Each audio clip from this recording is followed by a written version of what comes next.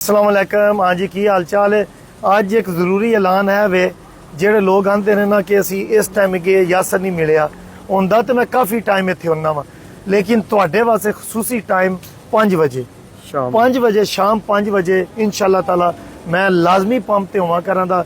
जेडे दूरों भी होन ना, उम्मीद है कि उन्हों दा चक्कर खाली नहीं जाएगा। जिवें ए आए ने भाई साहब, अस्सलाम वालेकुम।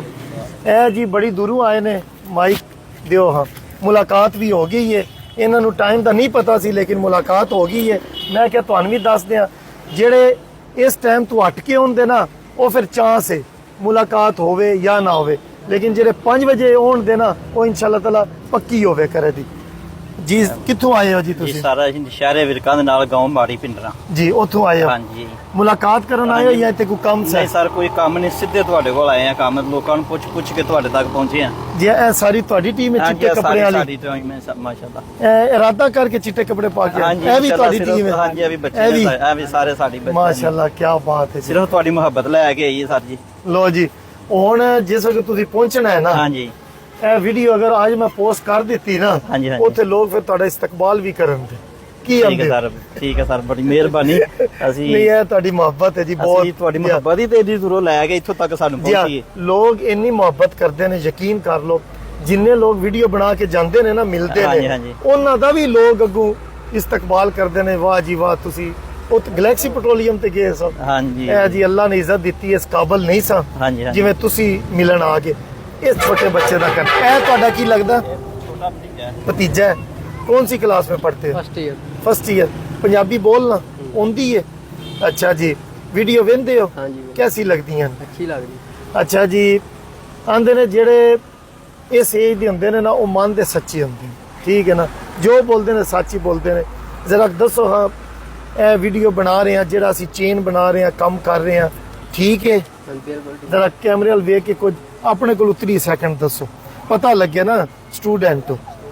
हाँ जी, पाकिस्तान का सरमाया हो। कल तो पता नहीं इन्हां दी केड़ी पोस्ट होवे, की बनो दे वड्डिया होके? ऑफिसर। केड़ा ऑफिसर? वापटा ऑफिसर। यार कोई और बन जा जी।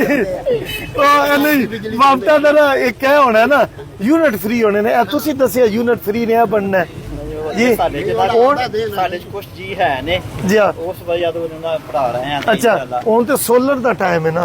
ਸੋਲਰ ਦਾ ਤੇ ਚਲੋ ਹੈ, ਠੀਕ ਹੈ, ਤੇ ਚਲੋ ਬੱਚੇ ਪੜ੍ਹਾਈ ਕਰਦਾ, ਮੈਂ ਤੇ ਪੜ੍ਹਾਈ ਦੀ ਵਜ੍ਹਾ ਤੋਂ ਉਹਦਾ ਜ਼ੇਨ ਇਸ ਪਾਸੇ ਜ਼ੇਨ ਹੈ ਵੇ। ਤੇ ਲੋਕ ਵਾਪਟਾ ਤੇ ਤੱਪੇ ਬੜੇ ਰਹਿੰਦੇ, ਬਿੱਲ ਘਲਦੇ ਨੇ।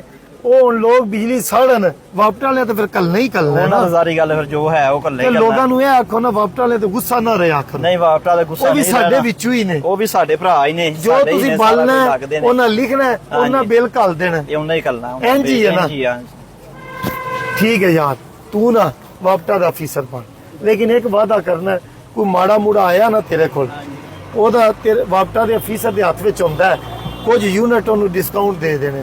चल यार मौज मार, ए नीयत रखनी, साडा मुल्क फिर बड़ी तरक्की करे। वादा हो गया? लो जी, वादा हो गया जी, वादा खिलाफी नहीं करनी। पाकिस्तान जिंदाबाद।